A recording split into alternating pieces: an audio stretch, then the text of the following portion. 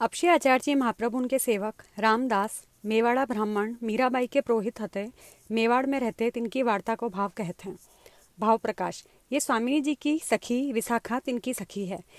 लीला में इनको नाम कंदर्पा है, जो सदा श्री स्वामिनी जी के नाम को कीर्तन ये करती। रूप इनको बहुत सुंदर हतो। सो एक दिन कंदर्पा अपने श्रृंगार करती, सो श्री स्वामिनी जी पधारे। तब कंदर्पा श्रृंगार करत हती, सो उठी नहीं। तब विशाखा ने श्राप दियो, जो इतनो गर्व हमारी स्वामिनी जी को उठी के सम्मान न कियो, जाऊ भूमि में पड़ो। सो यहाँ अनेक जन्म भय। पाछे मेवाड़ में एक ब्राह्मण के घर जन्मे, सो बरस 22 के भय। तब रामदास के पिता रामदास को संग लेके श्री रणछोड़ जी के दर्शन को गए। तहाँ श्री आचार्य जी पधारे हते। सो रामदास को दर्शन भय। तब रामदास ने पिता से कही, श्री आचार्य जी के सेवक तुम हम हुई तो आछो।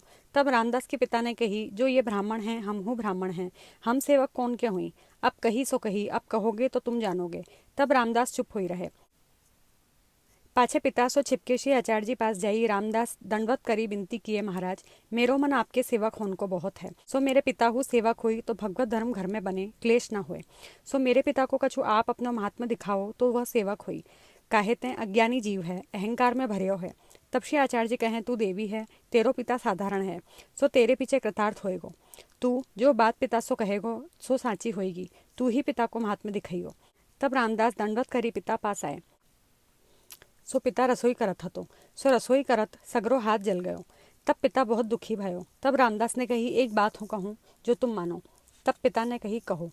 तब रामदास ने कही, मैं हाथ में जल ले तिहारे आगे सो करत हूँ, जो श्री आचार्य जी साक्षात भगवान हुई तो यह जलते तिहारो हाथ आछो हुई जाइयो, तो और भांति हुई तो तिहारो हाथ आछो न होइगो। सो मैं जल या प्रकार कही तिहारे हाथ पर डारूंगो, जो हाथ तिहारो आछो हुई तो श्री आचार्य जी के सेवक हूँ। तब पिता ने कही, हाँ हाँ या प्रकार होएगो तो सेवक होंगो। तब रामदास हाथ में जल ले कहें, श्री आचार्य जी साक्षात भगवान हुई तो यह जल सो पिता को हाथ आछो हुई जाए। यह कही रामदास अपने हाथ को जल पिता के हाथ पर डारियो, सो आछो है गयो। तब रामदास ने कही, चलो अब श्री आचार्य जी के सेवक हो। तब पिता ने कही, बेटा तू बावरो भयो है, यह ऐसो ही लिख्यो हतो कर्म में, सो मेरे पुण्य थे आछो भयो, रसोई तो करूं। तब रामदास अति क्रोधवंत होई के कहो, जो अब तुम इतने पर नटी गए तो दोनों आँखिन सो अंधे हो जाओ। सो तत्काल दो आँखिन में फूली पड़ी गई, आंध्रो हो गयो। तब पिता ने रामदास से कही, यह कहा कियो, अब मैं सेवक होंगो, जो तू कहे सोई करूं, मेरी आँख आछी हुई। तब रामदास ने कही, अब तो सेवक श्री आचार्य जी के होगे तब आँख आछी होगी, नहीं तो बहुत दुख पाओगे। तब पिता ने कही, चलो बेगे, पाछे दूसरो कार्य होएगो। तब रामदास पिता को हाथ पकड़ी श्री आचार्य जी के पास आई दंडवत करी। तब पिता ने विनती कियो, महाराज आपको प्रताप प्रसिद्ध देखियो तो मेरे मन में न आयो, ताते मैं आंध्रो भयो, अब मैं आपकी शरण आयो हूँ, मेरो दुख दूरी करो। तब श्री आचार्य जी ने रामदास से कही, तू श्री यमुना जी में नहीं आओ, पिता को यहाँ बैठो रहने दे। तब रामदास श्री यमुना जी नहाई के श्री आचार्य जी के पास आए। तब श्री आचार्य जी रामदास को नाम सुनाए के ब्रह्म संबंध करायो।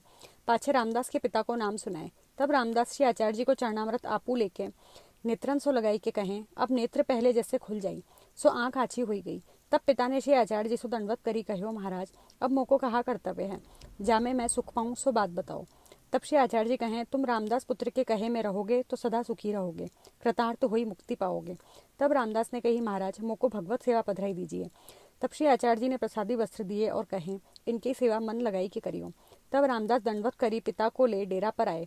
पाछे पिता सो कही, अब रसोई मैं करूंगो, तुम प्रचारगी करी दीजियो। तब पिता ने कही, जो तुम कहो सो करूंगो। तब रामदास रसोई करी वस्त्र सेवा को भोग धरे। पाछे पिता की पातल गाय को भाग काढ़ी महाप्रसाद लिए।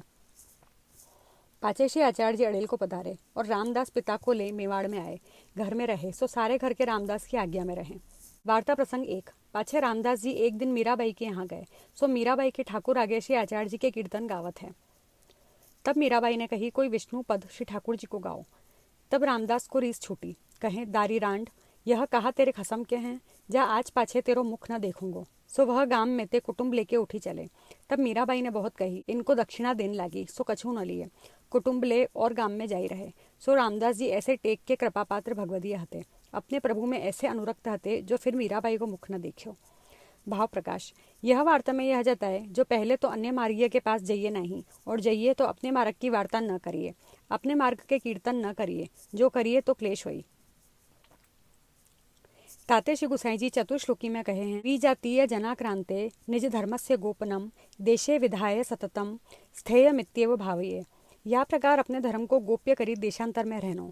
सो रामदास जा समय श्री आचार्य जी के कीर्तन गाए, आ समय श्री गोवर्धनधर विचारे जो रामदास ने श्री आचार्य जी के कीर्तन गाए हैं तो मार्ग की वार्ता हु कहेंगे। ताते मीराबाई द्वारा कहवाए जो श्री ठाकुर जी के गाओ। तब रामदास को ज्ञान भयो जो यह मैं कहा कियो, श्री गोवर्धन धर को श्रम कराए। तब यह मन में विचारे सो अब यह समय गाम में जल पीनो उचित नहीं है। काहे ते कदाचित गाम में रहें, मीराबाई को मुख देखना पड़े। हम हैं ब्राह्मण, फिर मीराबाई के पुरोहित। सो द्रव्य की लालच या जग में ऐसी बुरी है जो लोभ थे धर्म जाएगो। ताते या गाम में जल न लेनो। सो सब कुटुंब सहित और गाम जाई रहे। ताते इनकी वार्ता कहाँ तई